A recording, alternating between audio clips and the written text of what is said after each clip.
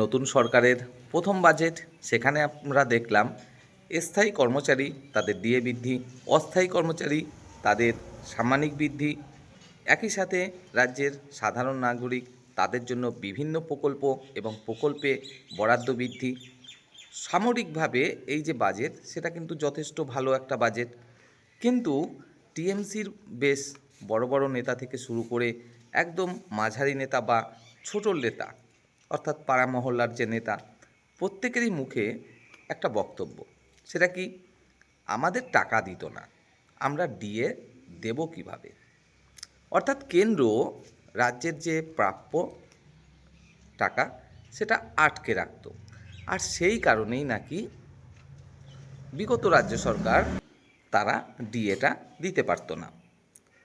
তাছাড়া বড় নেতা থেকে শুরু করে মাঝারি নেতা বা ছোট নেতা, বিশেষ করে আমার পাড়ারই কয়েকজন টিএমসি নেতা, তাদেরকে এই মন্তব্য কিন্তু করতেও দেখছি চায়ের দোকানে, মুদিখানা দোকানের সামনে, যে এই যে ডিএটা বৃদ্ধি করা হয়েছে স্থায়ী কর্মচারীদের, সেটা নাকি অনেক বেশি হয়ে গেছে, সেটা আরও অনেক কম করা প্রয়োজন ছিল।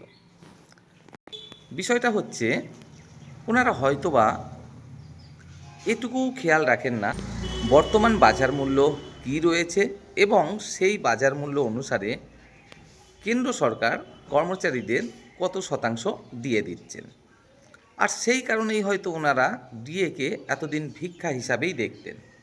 তো যাই হোক, রাজ্যের নতুন সরকার এই যে কেন্দ্রের সাথে রাজ্যের ডিএর পার্থক্য, সেটা মিটিয়ে দেওয়ার প্রচেষ্টা করছেন। অসংখ্য ধন্যবাদ রাজ্যের নতুন সরকারকে। তবে বিষয়টা হলো এরকম, এই যে ডিএ বৃদ্ধি করা হয়েছে স্থায়ী কর্মচারীদের, এতে করে কি হচ্ছে, টিএমসির যে নেতা নেত্রীরা রয়েছেন তারা একদমই সন্তুষ্ট নয়। কেন সন্তুষ্ট নয়? কারণ তাদের যে আবার ঘুরে আসার ব্যাপারটা, সেটা কিন্তু আর থাকছে না। তাদের যে দল, সেটা তো একদম ধুয়ে মুছে সাফ হয়ে যাবে এর পরিপ্রেক্ষিতে, সেটা কিন্তু ওনারা খুব ভালোভাবে বুঝতে পারছেন। কারণ রাজ্যে নতুন সরকার অবশ্যই প্রতিশ্রুতি রাখছেন, আর প্রতিশ্রুতি রাখলে স্বাভাবিকভাবেই যে ভোট বাক্স, সেটা আর টিএমসির পক্ষে যাওয়া কোনো মতেই সম্ভব নয়। তো যাই হোক, আরও একটা বিষয় এখানে কাজ করছে। ওনারা অনেকেই বলছেন যে অনেক বেশি দেয়া হয়ে গেছে এই ডিএ।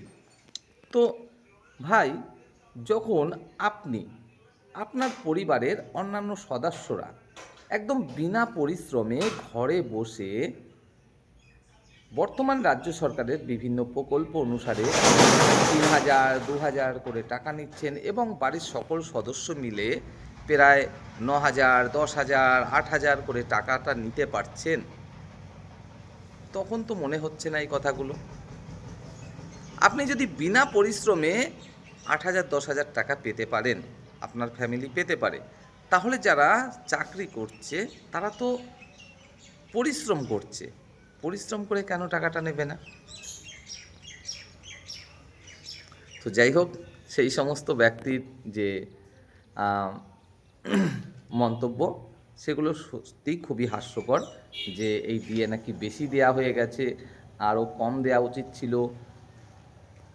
হয়তো এটাই ওনারা চাইছিলেন যে বর্তমান সরকারও ডিএটা না দিক, এবং আগামী যে ইলেকশন, তখন আমরা সেটাকে হাতিয়ার বানাবো ইত্যাদি ইত্যাদির মাধ্যমে আবার ভোট বাক্স ফিরিয়ে আনবো। কিন্তু সে সুযোগ আর থাকছে না, তাই হয়তো এখন এই সমস্ত মন্তব্যগুলো করছেন।